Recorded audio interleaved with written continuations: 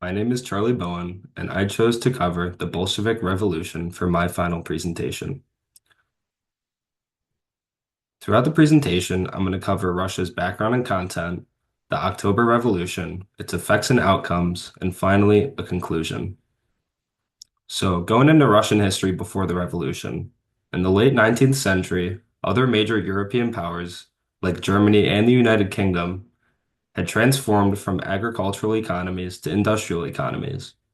Peasants in Russia were very upset with the lack of industrialization and the living conditions they were left with after the poor redistribution of land they were given by landlords in the late 1800s.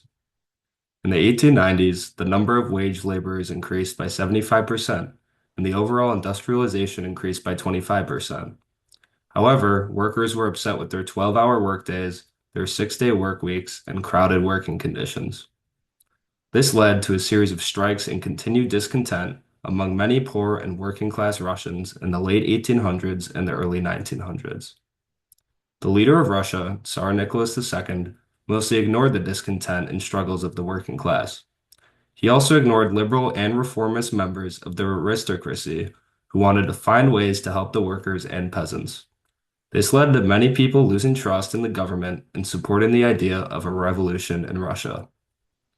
At this time, Marxism was on the rise. Its main idea is that a society is determined by its material base, which is split into two parts, the forces of production and the relations of production. George Plekhanov, a revolutionary Russian intellectual, was influenced by Marxism and formed the Russian Democratic Labor Party in 1898. It was instantly split into two parties, the Mensheviks and the Bolsheviks. The Mensheviks supported capitalism and wanted to bring as many people into their party as possible, while the Bolsheviks supported communism and wanted to create a small group of revolutionaries. So going into the October Revolution, after the Kornilov affair in August of 1917, many Bolsheviks were released, including Leon Trotsky. While Vladimir Lenin was exiled in Finland, Trotsky and other Bolsheviks focused on increasing anti-war and anti-government propaganda while gaining support of workers and soldiers. Their party continued to grow, which led to a voting majority in the Moscow and Petrograd Soviets. On September 23rd, Trotsky was elected as the chairman of the Petrograd Soviet. While Lenin continued to hide in Finland, he sent letters to colleagues in Russia telling them to overthrow the provisional government as soon as possible. He argued that if action wasn't taken, support for the Bolshevik Party could plummet. However, other members of the Bolshevik hierarchy thought Lenin's request was based on panic and preferred to wait until the Second Congress of Soviets in late October. A few weeks before the Congress of Soviets, the Petrograd Soviet accepted Trotsky's request to form a military revolutionary. The MRC aimed to defend Petrograd from a counter-revolution and attract Red Guard units. It was populated by Bolsheviks and radical leftists and led by Chairman Trotsky. The provisional government failed to respond to the MRC, which was made very public. On October 22nd, Kerensky decided to put out an arrest warrant for the MRC and had troops raid buildings where Bolshevik propaganda was being produced. He also sent troops to cut the telephone lines at the Bolshevik headquarters. There was confusion throughout the Bolshevik hierarchy on whether the provisional government was too strong to handle or not. During this time, Kerensky attempted to rally support for the government, which did not end up working in his favor. So the takeover of Petrograd started during the morning of October 25th. This was the same day Lenin returned after weeks of hiding in Finland. Kerensky made his way all the way from the Winter Palace to the front lines to recruit more troops to defend the provisional government. Throughout the day, Red Guards and troops of the Petrograd Soviets moved through government buildings, armories, bridges, and more. Their main goal was to capture the Winter Palace, which was defended by 3,000 officers and cadets. However, a journalist was able to sneak into the palace earlier that day and reported that the officers and cadets defending the palace were hungry and miserable. Revolutionary forces eventually gathered around the palace and waited for the order to attack. The order finally came in at 9:45 p.m. The palace was hit with artillery across from the Neva River as Red Guards began to take fire against the officers and cadets defending it. The defenders walked around and inside the palace had little ambition to fight.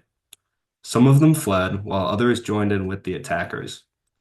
Bolshevik forces were easily able to enter the palace and destroy many valuables inside of it. Provisional government ministers were eventually arrested. During the invasion of the Winter Palace, the Second Congress of Soviets was taking place in Smolny.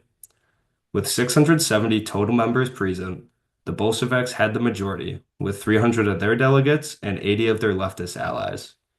The meeting began with the Mensheviks and their moderate allies accusing the Bolsheviks of illegally obtaining power. They claimed it was a mistake and that the Bolsheviks would have to face a counter-revolution. The meeting was interrupted with the news that the Bolsheviks had obtained the Winter Palace, which made the Mensheviks and their allies even angrier. The Mensheviks walked out of Congress due to anger, which left the Bolsheviks with a large majority. The Second Congress of Soviets continued the next evening on October 26th. Lenin was present and stated that the Bolsheviks now ruled Russia and were a leading part of a growing push for an international revolution. The Congress passed the first Soviet order on peace and land. They realized that while taking land from a weak government was attainable, leading a nation of over 120 million people would be much more difficult. So, going into effects and outcomes. The October Revolution marked a new groundwork for socialism in Russia, led by the Bolshevik Party. They abolished private property and made the assets state-owned. The land order that was signed abolished landlords, which gave peasants a fair amount of land for hereditary use, providing them with more access to agricultural resources. Under the new centralized planning in Russia, people became equal recipients of the country's resources and economy. This was a massive change in Russia, as the imperial government had finally been overthrown to introduce a new political order that would benefit the average Russian worker. Tsarist rule was now over, as the communist regime, led by the Bolsheviks, was now in charge. Many social aspects of living in Russia drastically improved. The new constitution offered free medical care, free and equal education, unemployment allowance, and equal access to culture and cultural development. Various measures were made to ensure that women could have as much equal participation in political and social life as possible. This revolution was an inspiration for everyone who had suffered from imperialism and capitalism. While a lot of good came from the revolution, it did lead to a civil war in Russia in 1917. The Red Army fought for Lenin's new government, while the White Army was comprised of various allied forces, including monarchists, capitalists, and democratic socialists. Despite the White Army having allies from France, the United Kingdom, the United States, and Japan, the Red Army claimed victory in 1923 and established the Soviet Union. In conclusion, the Bolshevik Revolution, also known as the October Revolution, led to a new government in Russia that was beneficial for workers, peasants, and women, who had all suffered from the capitalist and imperialist system. Leon Trotsky, Vladimir Lenin, and the Bolshevik hierarchy were able to effectively dethrone Alexander Kerensky in the provisional government in October of 1917. Leon Trotsky's development of the Military Revolutionary Committee played a large role in obtaining the Winter Palace. And that's it, and there's my references.